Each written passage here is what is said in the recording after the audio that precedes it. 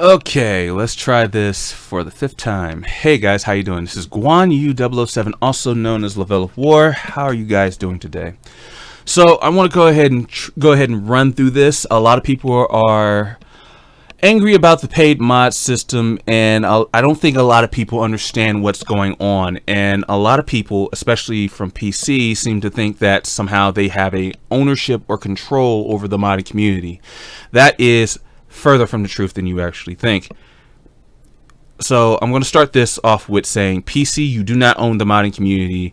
You are not the modding community. The modding community is its own separate function, and you do not, I repeat, you do not own the modding community. They have their own will, and they will do what the fuck they want. Just because you benefit off of the modders, how can I say this? They're off of the modders. Ooh, what would that word be? You know what? I'll just use kindness. Off of the modders' kindness of letting you use their mods that they made for their own gains doesn't mean that you are entitled to their mods.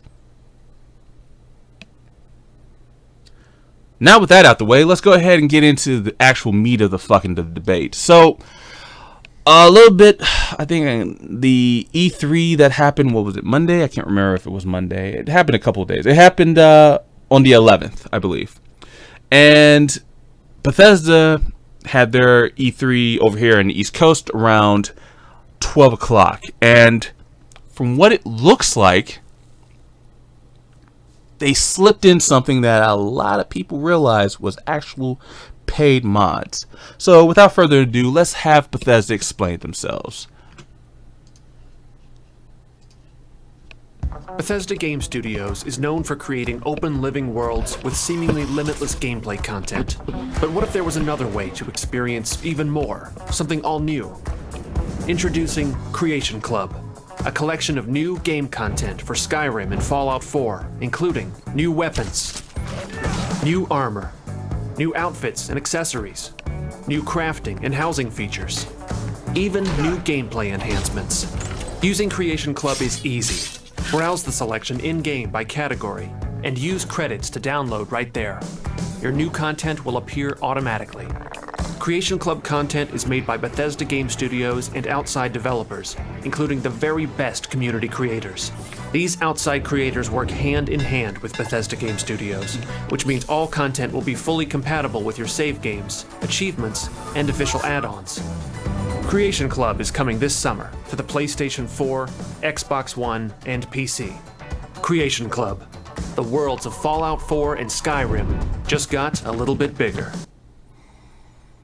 Every time I hear that, I love that ending. The worlds of Fallout 4 and Skyrim just got a little bit bigger.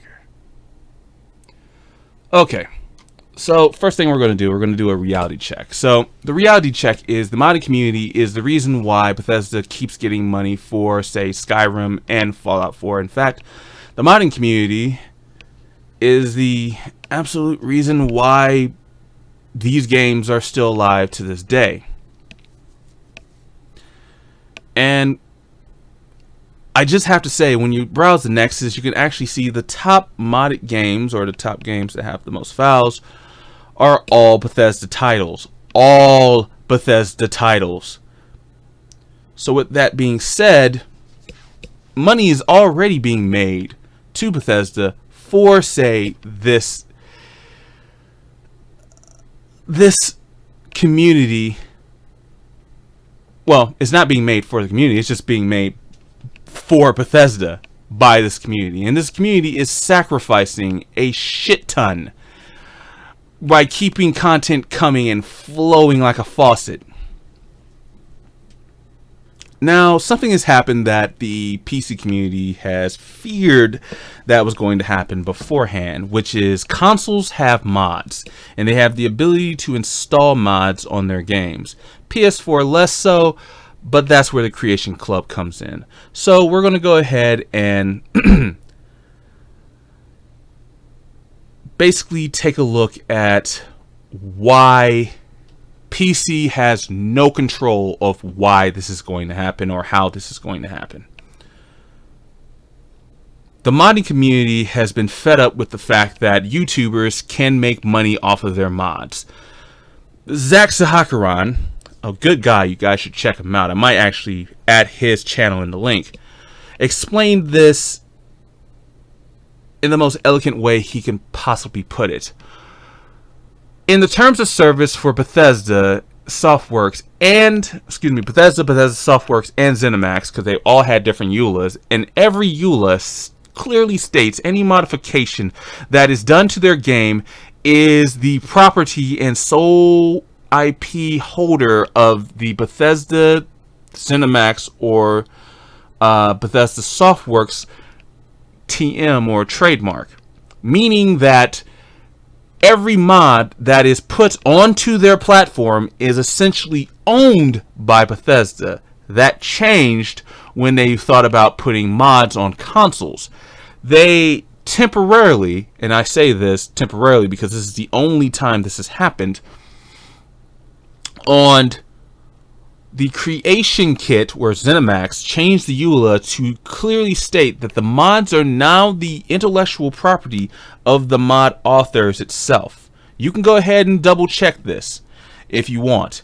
But both Fallout 4 and the creation kits for Fallout 4 completely state different EULAs.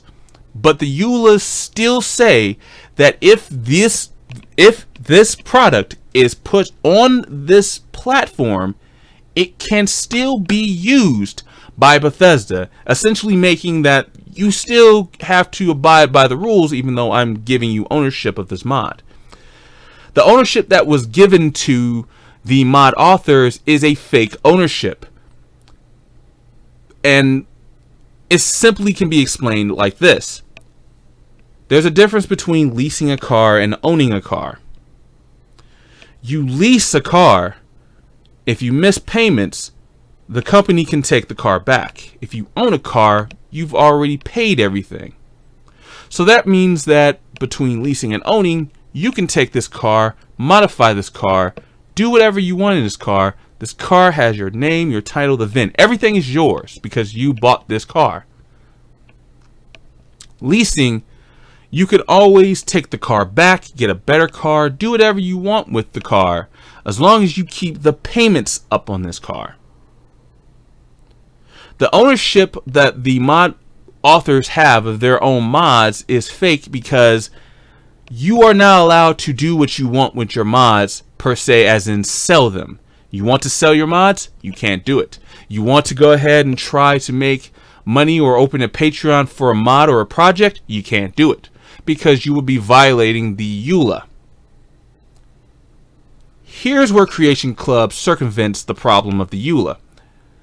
Even though the Creation Club has a EULA that says that it will not use past mods or mods that are already in the ecosystem of, say, the Nexus or what have you, which is very vague because how do you know that?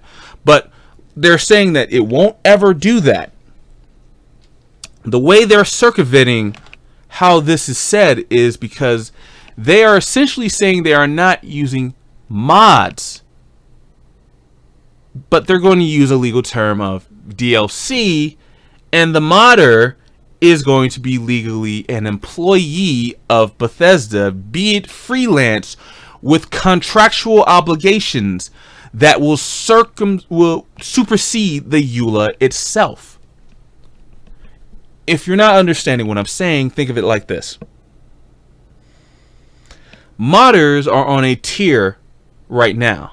Now you have modders, you have little script kiddies, you have modders that are putting quite some time in, then you have modders that literally are making mods that should be DLCs, and then you have the top celebrity modders up there. These are your Train Whizzes and your Eleonoras and your people who makes the official Skyrim patches and all of these people, right?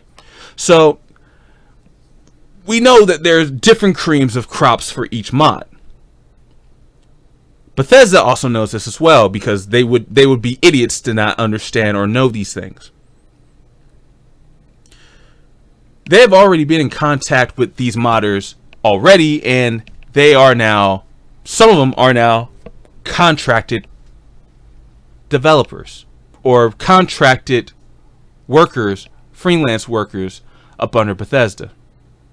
Now, as they are a contracted worker, they are getting paid. They're getting a salary, or they're getting paid a couple of checks every week, or they're getting paid by goals, however goals they use. It's unspecified because as the general public, we wouldn't know what the contract is anyway, because the contracts would be under NDA, and no modder would be able to truly, unless Bethesda or ZeniMax say they could, would be able to talk about the terms of what their contracts are. That would make sense because that's a business and that's how business works.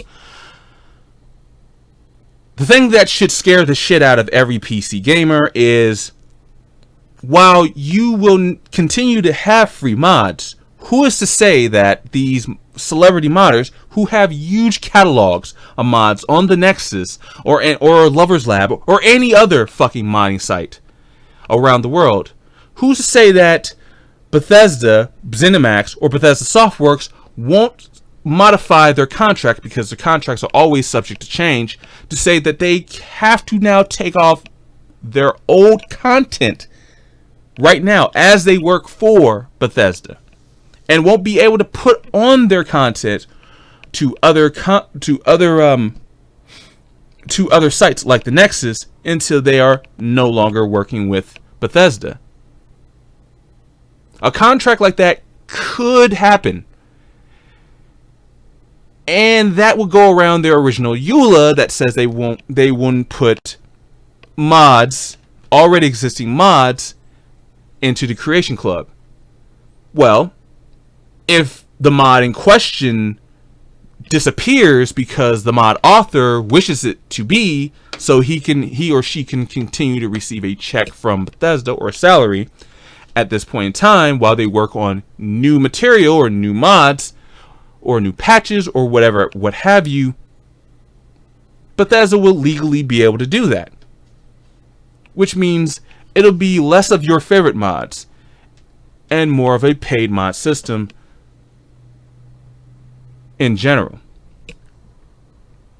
Now, a lot of you on PC will continuously say that, well, that would never happen because we're the best. We make most of the money. We're making the money in the gaming community. We should definitely be the ones to literally guide the gaming community. And to that, I would say hardware and software purchases are different. Software purchases can always supersede the consoles only because microtransactions. And it's been proven year after year after year, retail sales go down on PC while microtransactions go up. But I'm not even going to talk about that. I'm not going to talk about that. I'm not going to talk about that. That's another video for another time. So don't even look at that. Don't even look at what I just said as some sort of inkling or a shot at PC. I'm not shooting at you, PC. I'm just warning you, because this video is about warning you. Okay, so let's go ahead and take a look at Steam and how much Skyrim Special Edition costs right now. It costs $39, but of course, you know, if you're going to go buy a Steam key, you're not going to actually go to Steam. In reality, look at my VAS. My VAS just found that some actual fucking deals from Amazon.com, and I can just go there and possibly get better deals from there. But that's what being a PC gamer is about. You're looking for better deals, so you're never going to pay this price. This price right here is never going to be paid by you. The prices that will be paid by you are prices from King Quinn, which will be around $20 for Special Edition, and whatever price you wish for everything else. So we're going to average that 20 here. Actually, we're going to say 20 right there for Special Edition. Green Man Gaming, let's see, that would be 33. Yeah, that would be 33. And $20 for Special Edition right here. But even if you do get Special Edition, you still have the option to just get the regular edition, the 32-bit instead of the 64-bit, and continuously mod everything up with the 50,000 files you have from the Nexus or Lover's Lab or wherever you want to get it, right? So now that we established that you're never really going to pay full price, and if you don't like GTO, you can always get it from Green Man if you want, or you can get it from King Quinn. Pick your poison. You're always going to pay less. But let's just go ahead and average it out and say, hey, you're just going to pay $20 maybe for Skyrim Special Edition, and you're going to pay probably around, if I'm just looking at this, I'm just going to pull an average and say $10 for regular. Just an average. And I'm being very generous when I say $10. Because you can pretty much see the prices. Let's say 15. 20 for Special Edition, average 15. I'll just be generous to say that. And now you look over here at Microsoft's page, which Xbox One has to use, or whatever their store is called. It's $29 here. Right now, just right now, it's $29 here, but usually it is $59.99. So this might be a sale. And then it's $35, $36 here, and it's usually $59.99, and that's a sale on PSN. It actually says it right there. And of course, they're already trying to pump out VR for it, because why the fuck not? They showed it in E3. So your average for a console gamer, you're going to pay is, and we're going to take a look at this, we're going to say $45, right? That's your average for a console game. You can get it on sales. Some sales for this would be where it is. Now, notice I'm only using Special Edition. I'm not using regular Skyrim because you can't get that on these consoles. You can only get that on the new consoles. Now, let's go into the numbers. For the first week of Special Edition, it nearly broke a mil in the first week. In October, with PS4 getting 63% and Xbox getting 37%. Nothing to be alarmed. Good games always sell well, and this is a revamped version. And let's be honest here, the the new gen completely crushes the old gen, the PS3 and 360 versions, completely. So obviously, the console players are going to definitely buy that for 60 straight out. And that right there is 60 straight out. Nearly a million, $60 a piece, nothing, no sales. Right here you see that for Special Edition, it was just on the VG charts itself. For the first week, it was just seen as Xbox One and PS4. There is no PC because PC counts Special Edition as regular edition, of course, and they count those sales together. It's probably not even enough for the sales because Special Edition was a gift from Bethesda to the PC community for supporting them, which is laughable in reality when you actually look at the total numbers. And the total numbers of the PC community for global sales in the millions for this data is only roughly 4 million. And this is dating back to from 2011 to now. As we look at the other data for PS3 and the 360, we're seeing close to 9 million for Xbox and PlayStation close to 7 million. We're going to just keep it at 6 million and round it down. However, we're not going to count those because that would be unfair. So what we will count is the Skyrim that they have for the PS4 and the Xbox One, which if you add them both together, you get the exact same total as, and this is current. This isn't the first week. This is current right now. You get the exact same total of the lifetime total of PC, which is around 4 million. So here we have current 2,460,000, and for Xbox 1,500,000. Add those up, you get the exact same number.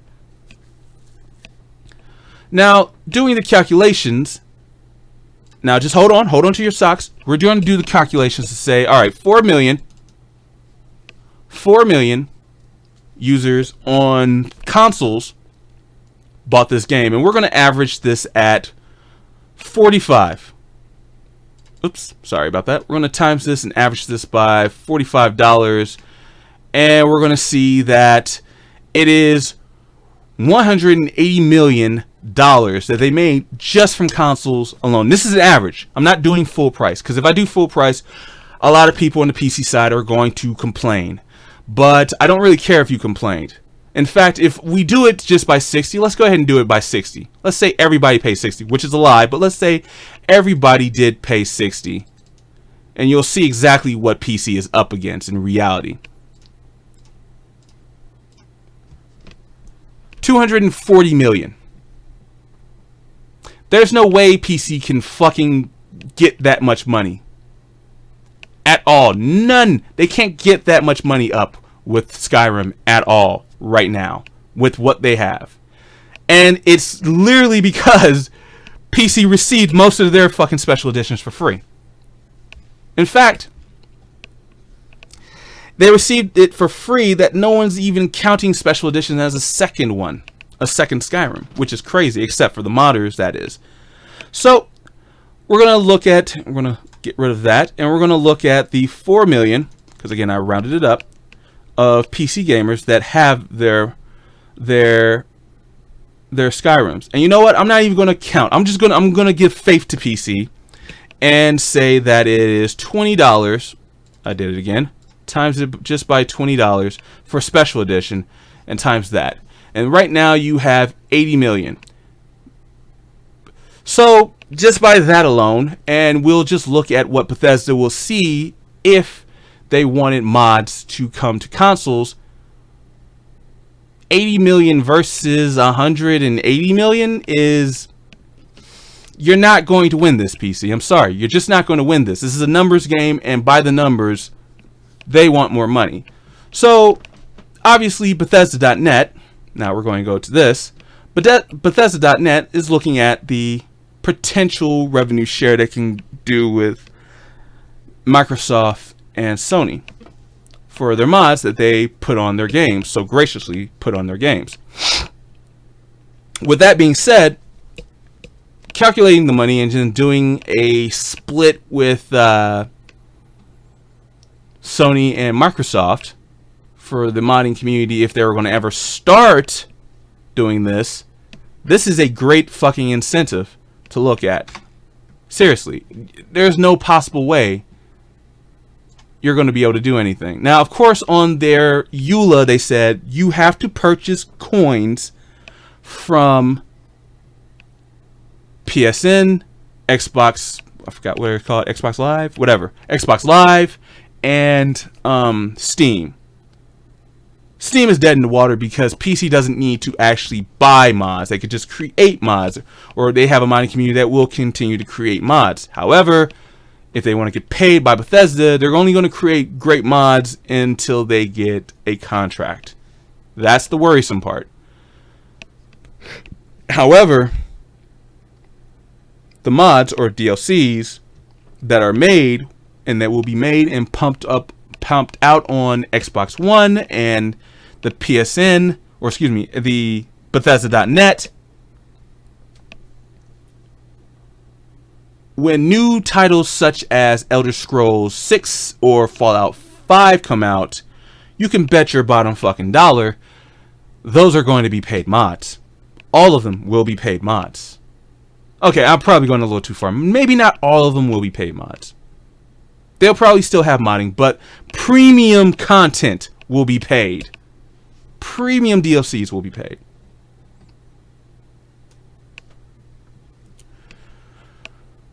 By the numbers, and I'm being honest here, and I want somebody to try and refute this. By the numbers, Bethesda is looking and seeing that this is a cash grab. This is an easy cash grab, and they're going to use Fallout 4 and Skyrim Special Edition as testing grounds. the way that Bethesda have treated their modders, do you seriously believe that the modding community is not going to back Bethesda? Sure, there are some modders that are going to hold out and say, yeah, it's forever free and we don't want to ever make money off of our mods, and I believe this should be a hobby. But then there are those like Tarshana, who, if she can't make money off her mods, she doesn't want MXR making money off of her mods via a video. Now, if she's good enough, she'll be able to try to make money off her mods via Bethesda.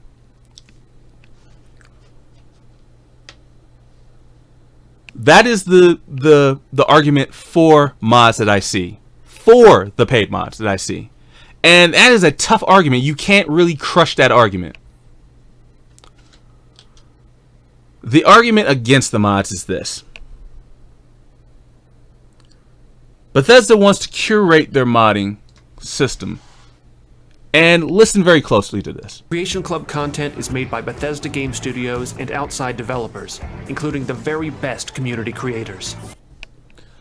The very best community creators. Now, if you notice that, they don't specifically say modders,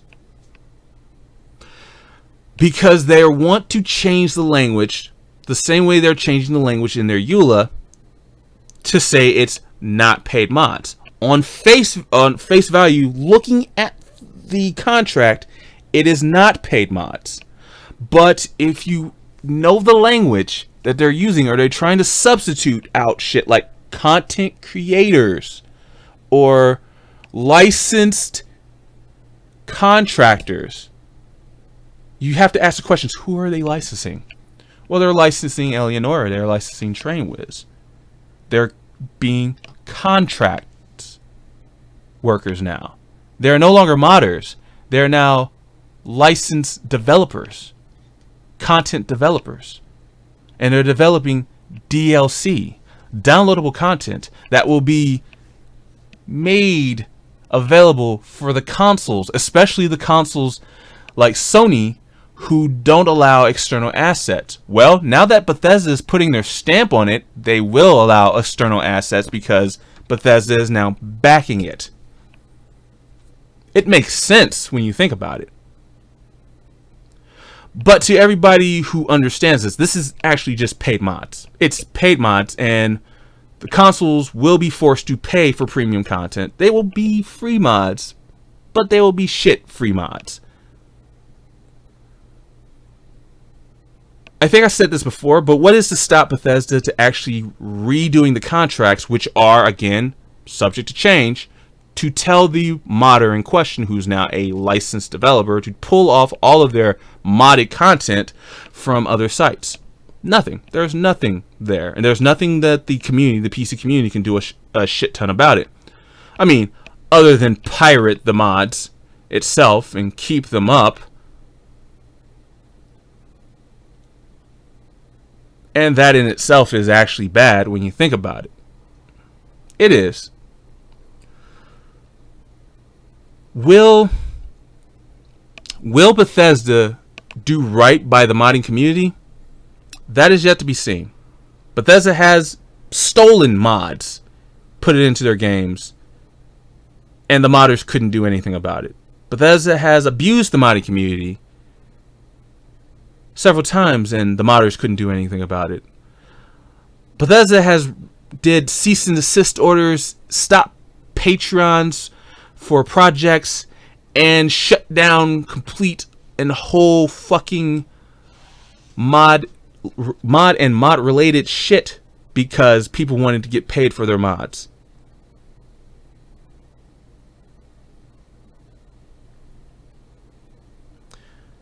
This was did specifically because Bethesda wants money for content that is legally still theirs. It is legally theirs. Once you upload your mod or you are modding for Bethesda, your content is no longer yours. It is yours in name, but that is it. That is it. It is yours in name. Just like the Thomas the Tank Engine that you saw at E3. That is Bethesda's. Bethesda owns that. Yeah, Training Wheels owns that intellectual property, but because of the EULA, they can use it in any fucking commercial they want. This scares me because Bethesda is not a up and up company. It used to be a great company when it was just Softworks. But, as we all know, once ZeniMax got into the mix of it, start splitting Bethesda into Bethesda Softworks and Bethesda, it started becoming a kind of a shady business. I argued with a couple of people saying that Bethesda is the villain out of this. I should have been more clear out this. The corporation is the villains out of this because they are the ones forcing modders not to be paid. The only way modders can actually circumvent the EULA of not trying to fund a project, quote unquote, is to actually have their own names on their Patreon. And you can look that up right now on Google if you want.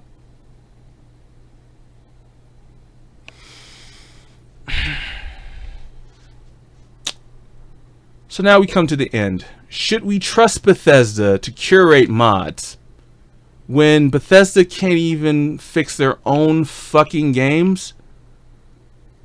It's hilarious that people would say yes. I wouldn't trust them. I still don't trust them. I don't trust them because I was burned on PS3 for quite some time. And their games are still broken on PS3. I'm not going to trust them simply because I'm on PC now. That's crazy. I don't think anybody should trust Bethesda. I don't understand what is the pure unadulterated trust that is given to them. I really don't. I remember one of the commenters actually saying, "What do I have against modders getting paid?" I looked at that as he was spinning the argument. It's not about modders getting paid that worries me. It's about how far Bethesda is going to take this. Because you can bet your bottom dollar that there are more players on console that play Skyrim Special Edition than there is on PC. There are more people who bought it on console than there is on PC. What makes you think that you can go ahead and try to steer the ship that you have no wheel for? You have no wheel, you have no rudder.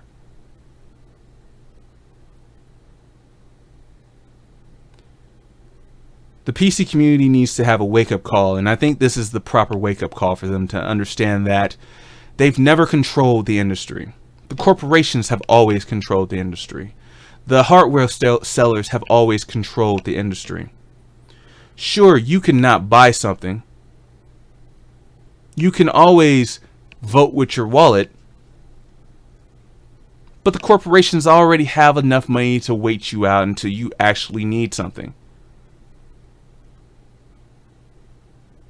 And you will have a need for something. And Bethesda understands this, or excuse me, ZeniMax understands that to a T. Anyway, this is GuanYu007 signing out. I hope you liked the video. I tried to make it as detailed as possible for you guys to try to explain why the paid mods and why there's a kerfuffle right now, or a kafefe of people saying they're for and against it. Let me make this clear so you understand this. I am for modders getting paid for top quality and great mods like Skyblivion. Even though the people from Skyblivion said they were not going to go into this system, it doesn't matter if they don't or not. Other modders will. The silver lining to this is new blood will come into the modding scene. And I welcome that. And I think we all should too. Modders should be paid for their shit, for what they do. Because they are the reasons why Bethesda is still making money off his games. I will go so far to say I think Bethesda should fucking pick up the bill. Bethesda owes these modders way too much. and they've been fucking them over for way too long. And just giving them a freelance fucking... This is me talking, not I'm no longer in the video. This is just me talking. And then trying to just give them a freelance fucking contract? If I was a modder, if I was a prominent modder, I would laugh in Bethesda's face, tell him fuck you. But that's just me. Anyway, I will see you guys later, and I hope this video is received well.